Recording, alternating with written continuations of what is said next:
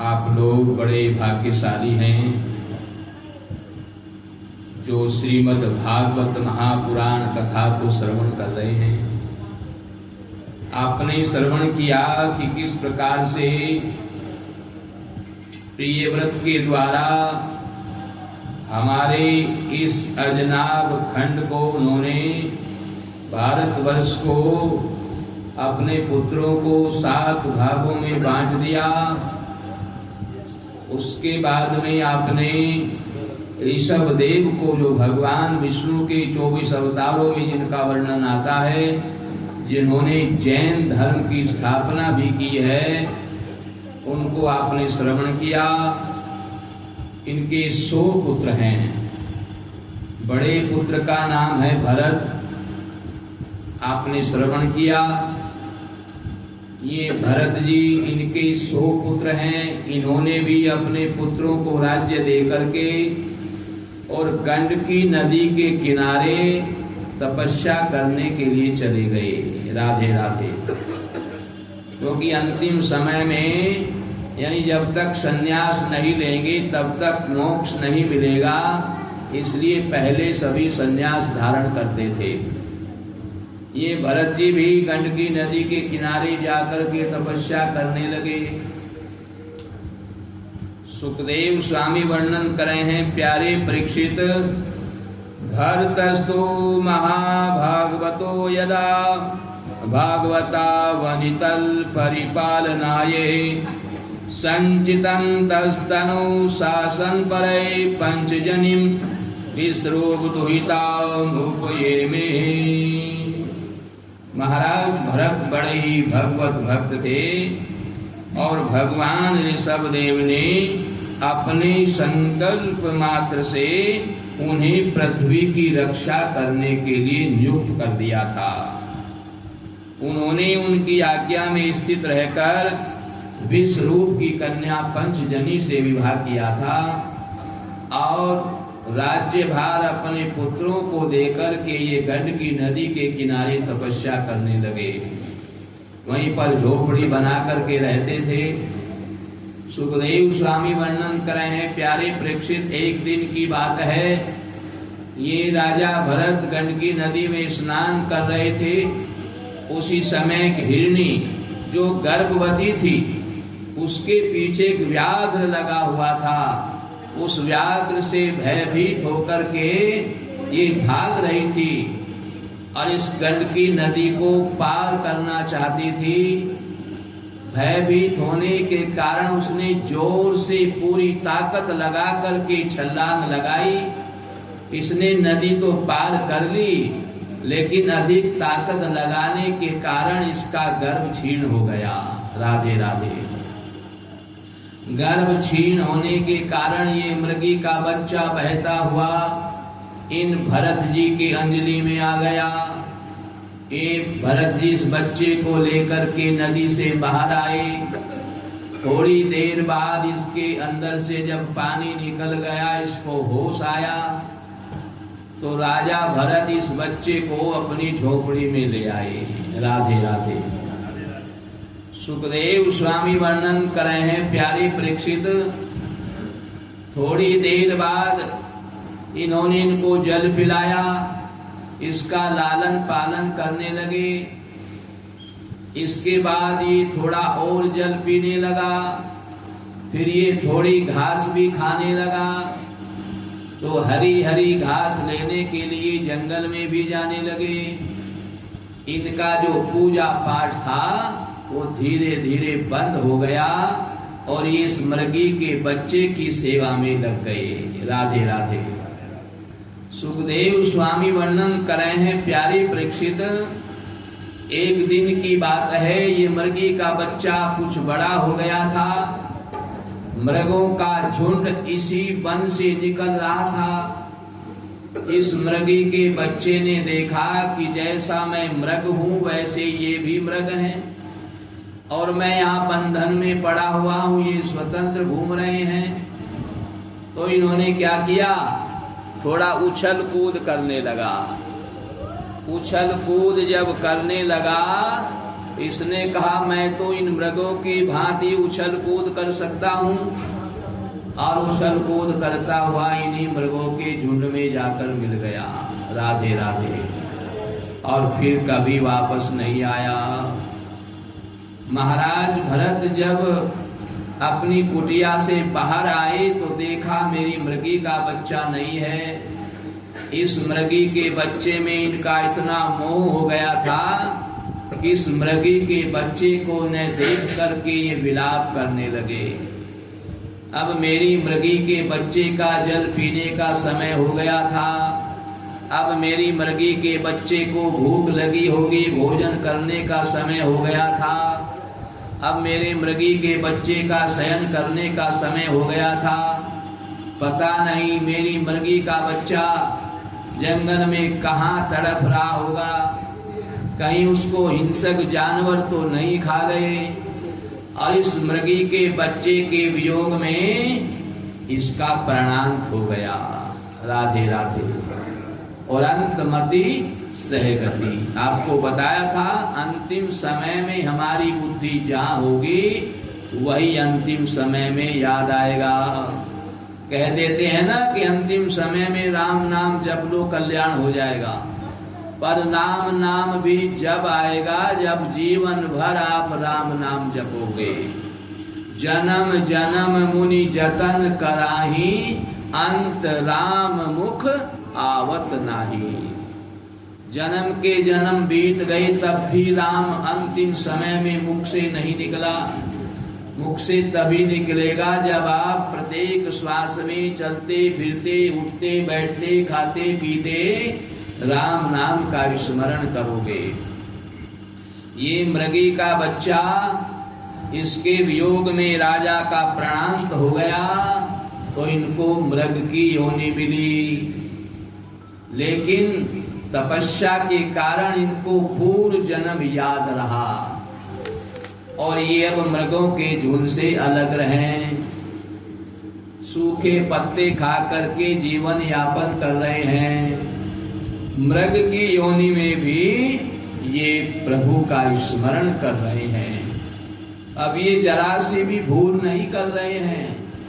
एक मृगी के बच्चे में मोह करने से मुझे मृगी का जन्म लेना पड़ा, इसलिए संसार से मोह नहीं करना है। ये संसार बड़ा दुखदाई है। मोह सकल व्याधिन कर मूला, और तिनते उपजई भवसूला। संसार के जो दुख है वो मोह के कारण ही होते हैं। एक बार गुरु नानक जी शिष्य मंडली के साथ में अनाज मंडी से होकर गुजर रहे थे, तो वहाँ अनाज का ढेर पड़ा हुआ था। सेठ जी का लड़का दुकान पर बैठा था, वहीं पर एक बकरा रहता था। ये बकरा उस अनाज के ढेर पर गया और थोड़ा सा अनाज इसने मुंह में भरा तो सेठ जी का बेटा डंडा लिए बैठा है। डंडा मार मार करके इसके मुख में से भी अनाज निकाल लिया। इस दृश्य को देख करके नानक जी हंसने लगे। शिष्यों ने विचार किया गुरुदेव हंस रहे हैं तो बात में रहस्य है। पूछा गुरुदेव क्या रहस्य है? तो गुरुदेव ने बताया ये जो बकरा है इसका बाप है, जो बैठा है दुकान पर लड़का, ये इसका बाप है। बोले दुकान पर बैठा बैठा दिन भर बकरे की तरह चलता रहता था, कभी प्रभु का स्मरण नहीं किया, कभी दान पुण्य नहीं किया, तो बकरे की योनि मिल गई।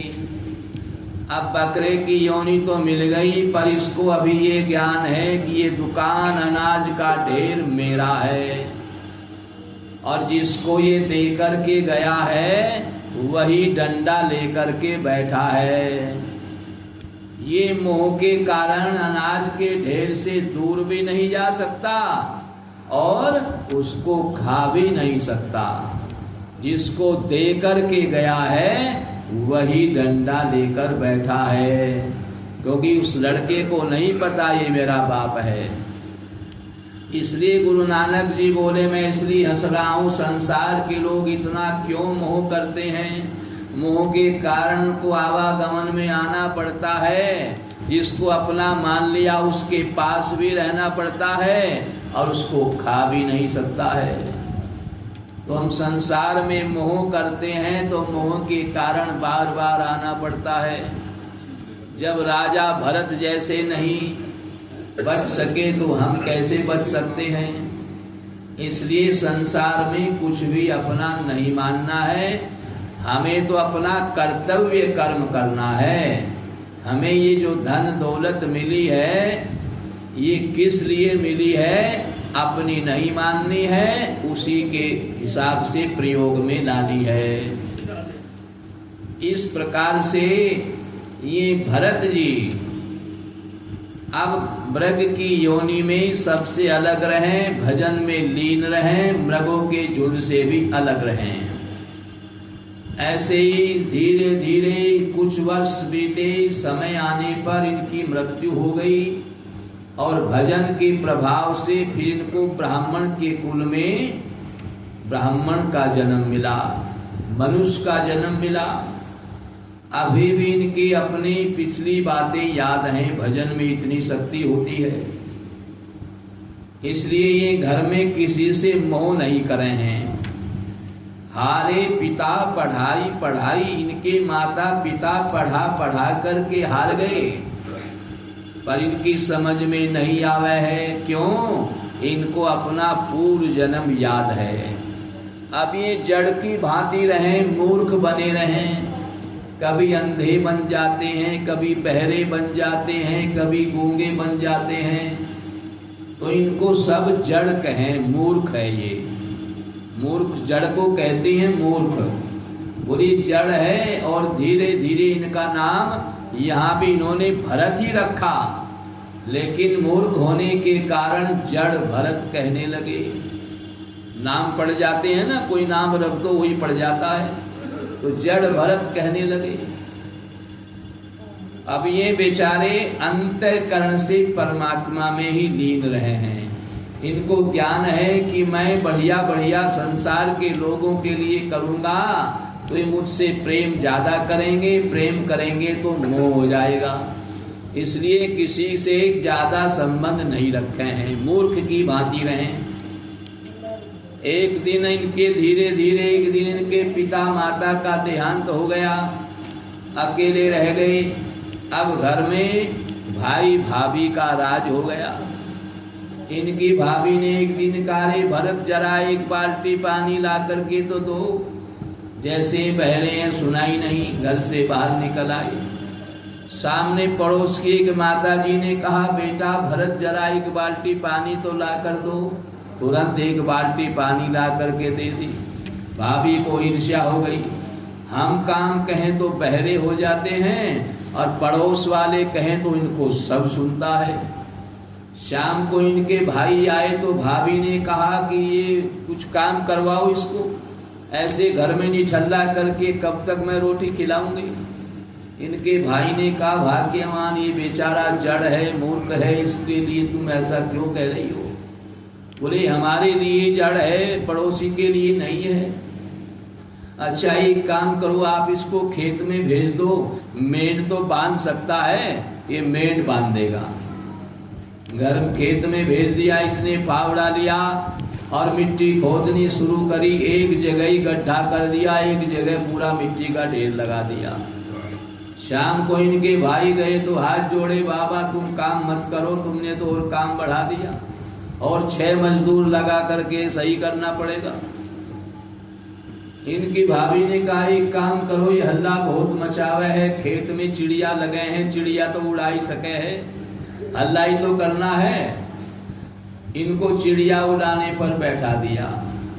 ये जड़ भरत जी खेत में गए, विचार करने लगे, ये सारा खेत राम जी का है, हम भी चिड़िया सब राम जी के हैं, फिर हम क्यों किसी को रोकें? जब खेत भी राम जी का, चिड़िया भी राम जी की, तो उल्टा बुलाने लगे, उल्टा चिड़ियाओं को बुला रहे हैं।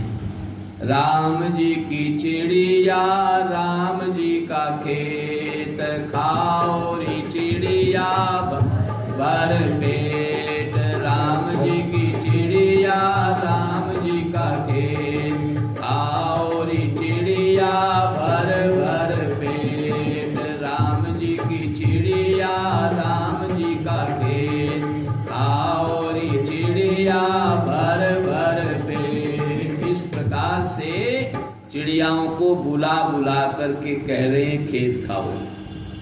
आज इनकी भाभी ने विचार किया कि आज तो देवर जी काम कर रहे हैं, चिड़िया उड़ा रहे हैं, उनके लिए भोजन लेकर के चलूं।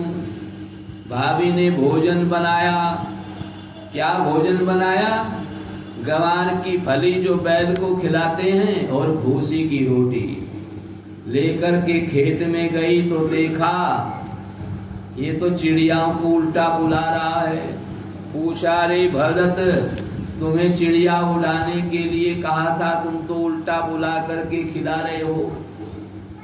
जड़ भरत ने कहा, भाभी हम इतने बड़े बड़े पेट वाले इस अनाज को साल भर तक खाए हैं, और ये बेचारी छोटे छोटे पेट वाली चिड़िया क्या एक दिन में खा जाएंगी? भाभी ने कहा, तुझसे तो बस कहना ही व्यर्थ है, ये ले तेरी रोटी और भोजन कर अपना। घर चली गई। जड़ भरत ने रोटी खोली, भूसी की रोटी ग्वार की फली, भगवान को बुलाने लगा, भोग लगा रहा है। भगवान बोले, मुझे भूसी की रोटी खिलाएगा? जड़ भरत ने कहा, जो मुझे दोगे वही खाना पड़ेगा, इसमें मेरी कोई गलती नहीं, भोजन की जिम्मेदारी तो आपकी है, आप जो खिलाओगे वही आपको भी खाना पड़ेगा। भगवान बोले, इसका इंतजाम करना पड़ेगा। यही जंगल में, जंगल का भीलों का राजा है, उसने देवी से मनौती मांगी है, मेरे यहाँ बेटा होगा, एक बलि चढ़ाऊंगा। इसके यहाँ बेटा हो गया तो बलि के लिए एक नर को लेकर के आया।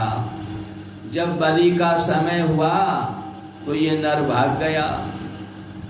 जाकर के भीलों के सैनिकों ने कहा, राजन, जो बलि के लिए हम नर लाए थे वो तो भाग गया। भीलों के सरदार ने कहा, ये सारा जंगल का राजा मैं ही हूँ, जो भी आपको मिल जाए उसी को ले आओ, अब समय हो गया बलि का। इन जड़ भरत को ही सैनिक ले आए। आज राजा भील ने इनको स्नान करवाया, सुंदर सुंदर नए वस्त्र धारण करवाए और 56 प्रकार के भोजन बनवाए। राधे राधे।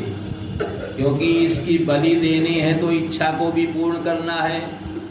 56 प्रकार के भोजन आए तो भगवान ने विचार किया, अब देखता हूँ मुझे याद करता है कि नहीं। भूसी की रोटी तो तुरंत भोग लगाया था, पर ये तो जड़ भरत ठहरे, इनको तो भूसी की रोटी 56 भोग बराबर हैं। इन्होंने थाली भोजन की आई, भगवान को भोग लगाया। त्वदीयम वस्तु गोविंदम तुभ्यमेव समर्पये, प्रभु आपकी वस्तु है, भोग लगाओ। इसके बाद में कहा, आपकी अंतिम इच्छा हो बताओ। इन्होंने कहा, नारायण से मिलना है। भीलों के राजा ने कहा, कोई इच्छा हो बताओ, अंतिम इच्छा। बोले, बता तो रहा हूं, नारायण से मिलना है। बार बार अंतिम इच्छा पूछ रहे हैं। बोले, नारायण से मिलना है। इनको बलि चढ़ाने के लिए ले गए, नारायण से तो मिलवा नहीं सकते। जैसे ही तलवार भीलों के राजा ने उठाई, देवी मूर्ति में से फूट पड़ी। भीलों के सरदार को पकड़ करके पैरों के नीचे चिकलने लगी। इसके सैनिकों को देवी ने मार डाला। सरदार ने कहा, मां आपने ही तो कहा था मैं बलि लूंगी, इसमें मेरा क्या दोष है? माता ने कहा, मैंने कहा था तुम्हारे काम क्रोध मद लोभ की बलि, मैं मनुष्य की अपने बच्चों की बलि थोड़े ही लूंगी। ऐसी कोई माँ है जो अपने बच्चों की बलि लेगी? अरे तेरे अंदर जो दुर्गुण भरे हुए हैं उन दुर्गुणों की बलि मैंने मांगी थी। आज तुम इस बालक की हत्या कर देते तो मैं नारायण को क्या मुख दिखाती। जो भीलों के सरदार ने पैरों में गिर करके क्षमा याचना की। और कहा माता जी आज मुझे माफ कर दो, आज के बाद मैं बलि नहीं चढ़ाऊंगा। उसी दिन से इन्होंने बलि चढ़ाना बंद कर दिया। और सुखदेव स्वामी वर्णन कर रहे हैं, प्यारे परीक्षित, ये जड़ भरत वहां से चल दिए। अत सिंधु सोवीर पते रहुगणस्य व्रजत इक्षु मतस्या तटे तल तत्कुलपतिना शिविकावः पुरुषान वेषण समेत देवेनोपसादिते सैद्विज्वल उपलब्ध एस्पि वायुवा संगनांगो गोखर बधुरम। एक बार उसी समय सिंधु नरेश राजा रहुगण पालकी में बैठ करके कपिल भगवान से ज्ञान प्राप्त करने के लिए जा रहा था। रास्ते में इनका एक कहार बीमार हो गया। पालकी में 4 कहार लगे हुए थे। एक कहार बीमार हो गया तो कहारों ने कहा, राजन एक कहार बीमार हो गया है, क्या करें? राजा रहुगण ने कहा, मैं चक्रवर्ती सम्राट हूँ, यहाँ पर मेरा ही राज्य है, जो भी मिल जाए उसी को पालकी में जोड़ लो। बस ये जड़ भरत मिल गए, मोटे तकड़े थे, इनको पालकी में जोड़ लिया। पालकी चलने लगी। अब ये तो भगवत भक्त हैं, जमीन पर भी चलें तो देख देख करके चले हैं, पैर के नीचे कोई चींटी न आ जाए तो देख देख कर चल रहे थे। चींटियों का झुंड आ गया तो इन्होंने जोर से छलांग लगाई। छलांग लगाई तो पालकी उछली और राजा रहुगण का सिर टांड में जाकर के लगा। बड़े क्रोध में गाली देने लगा, कहारों किस प्रकार से पालकी चला रहे हो? कहारों ने कहा, महाराज इसमें हमारा कोई दोष नहीं है, ये जो नया कहा रहा है ये थोड़ा उछल कूद कर रहा है। राजा रहुगण ने कहार को डांटा, बोले इस बार गड़बड़ हो गई तो मैं तुझे छोड़ूंगा नहीं, एक बार माफ करता हूं। फिर पालकी चलने लगी, फिर चींटी आई, इसने फिर और जोर से छलांग लगाई तो राजा का सिर टांड में और जोर से लगा। अब तो बड़ा क्रोधित हो गया, पालकी को नीचे उतरवाया। पालकी के से नीचे उतर करके राजा रहुगण आग बबूला हो गया। राजा रहुगण को एक तो राजा होने का अभिमान था, इसलिए वह गालियां देने लगा। अरे तू क्या जीता ही मर गया?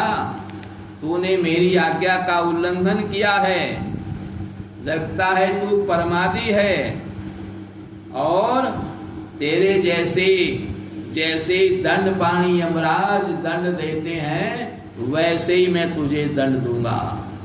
इतना मोटा शरीर लेकर तू ये पालकी नहीं उठा सकता, तुझे इस पालकी में बोझ लग रहा है, तूने कभी भार नहीं ढोया। बहुत बुरा भला कहने लगा, अनाप शनाप बात बोल गया, क्योंकि यह अपने आप को बड़ा ज्ञानी समझता था। त्वयोदितं वक्तव्यं प्रतिलब्धं भ्रतुसैमे स्यादपि वीरभारे गन्तुर्यदि स्यादादिगम्य मध्वा पीवेति रासो न विदां प्रमाद स्थौल्यं कारस्यं व्याधे आधयस्य अक्षुद्भंगयं कलिच्छा जरा चहे। आज जड़ भरत बोल पड़े, राधे राधे। जड़ भरत ने कहा, महाराज तुमने जो कहा वो ठीक है, आप राजा हैं और मैं प्रजा हूं। यदि भार नाम की कोई चीज है तो भार ढोने वाले के लिए है, जिसने कभी भार उठाया ही नहीं उसको क्या पता भार ढोने में कितनी तकलीफ है। जिसको कांटा चुभा है वही जानता है कि कांटा चुभने की पीड़ा कैसी होती है। कभी कांटा चुभाई नहीं तो क्या जाने कांटा चुभने की पीड़ा क्या होती है। और महाराज ये जो आपने कहा मोटा ताजा, मोटा पतला तो शरीर का गुण है, ये आत्मा का गुण नहीं है। शरीर मोटा भी हो सकता है, पतला भी हो सकता है, लेकिन आत्मा तो हमेशा एक जैसा ही रहता है। और ज्ञानी जन ऐसी बात नहीं करते। राजन, तुमने जो मरने की बात कही है तो जीता ही मर गया, इसका मुझे लेश मात्र भी दुख नहीं है। सो जितने भी विकारी पदार्थ हैं उन सभी ने नियमित रूप से दो बातें देखी जाती हैं, क्योंकि वे सभी आदि अंत वाले हैं। यशस्वी नरेश, जहाँ स्वामी सेवक भाव स्थिर हो वहीं आज्ञा पालन का नियम होता है। स्वामी भी तो सेवक पर दया करने वाला हो, सेवक से प्रेम करने वाला हो, सेवक को इंसान मानता हो, तो वहाँ आज्ञा पालन का नियम होता है। तुम राजा हो, मैं प्रजा हूँ, इस प्रकार की भेद बुद्धि के लिए मुझे व्यवहार के सिवा और तनिक भी अवकाश दिखाई नहीं देता है। अगर परमार्थ की दृष्टि से देखा जाए तो किसे स्वामी कहें और किसे सेवक कहें, क्योंकि सब आत्मा ही तो है।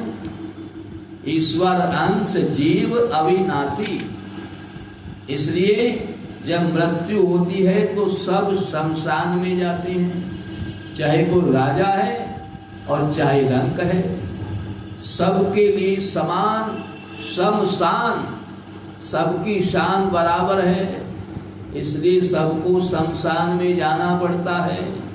लेकिन जब तक जीता है अहंकार के कारण छोटा बड़ा मान लेता है। अब कहो आप स्वामी हैं, मैं राजा, मैं आपकी क्या सेवा करूं। इस प्रकार की बातें जब जड़ भरत ने कही तो राजा की दृष्टि इसके जनेऊ पर पड़ गई। कमर पर जो यज्ञोपवीत पहने हुए थे उस पर राजा की दृष्टि पड़ गई तो ये घबरा गया। लगता है किसी ब्राह्मण का अपमान हो गया, और ब्राह्मण का अपमान, ब्राह्मण का क्रोध, ब्राह्मण का शाप जलाने वाला है, ये मेरा मुझे नष्ट कर डालेगा। ये बड़े भयभीत हुए। इन्होंने हाथ जोड़कर पूछा, कहीं आप सिंधु, नरेश ने कहा कि कहीं आप भगवान कपिल ही तो नहीं हैं जो मुझे ज्ञान देने के लिए मार्ग में ही आ गए। मैं आपके शरणागत हूँ, मुझसे बड़ा भारी अपराध हो गया और मैंने आपको अनाप शनाप कह दिए, और मैंने युद्ध में श्रम होते देखा है। ऐसी बात नहीं, मैंने युद्ध तो किए हैं, तो युद्ध में मैंने श्रम होते देखा है, परिश्रम मैंने भी किया है। इसलिए मेरा अनुमान है कि बोझा ढोने और मार्ग चलने से आपको भी अवश्य ही कष्ट हुआ होगा।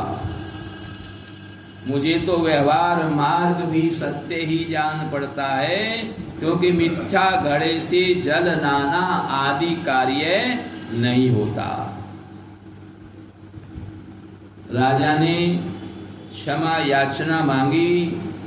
जड़ भरत ने कहा, राजन, अकोविदय कोविद वाद वावदान वध्यस्थो नीति विदाम वरिष्ठ न सूर्यो ही व्यवहार मीनम तत्वामर्षीन सामनंती। महाराज, आप अज्ञानी होने पर भी पंडितों जैसी बात कर रहे हो, ज्ञानियों जैसी बात कर रहे हो, ऊपर ऊपर की तर्क वितर्क युक्त बात कर रहे हो, इसलिए श्रेष्ठ ज्ञानियों में तुम्हारी गणना नहीं हो सकती।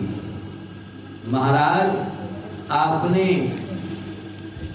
ज्ञान प्राप्त करने के लिए जा रहे हो और पालकी में बैठ करके अभिमान को लेकर के आप ज्ञान प्राप्त करने जा रहे हो।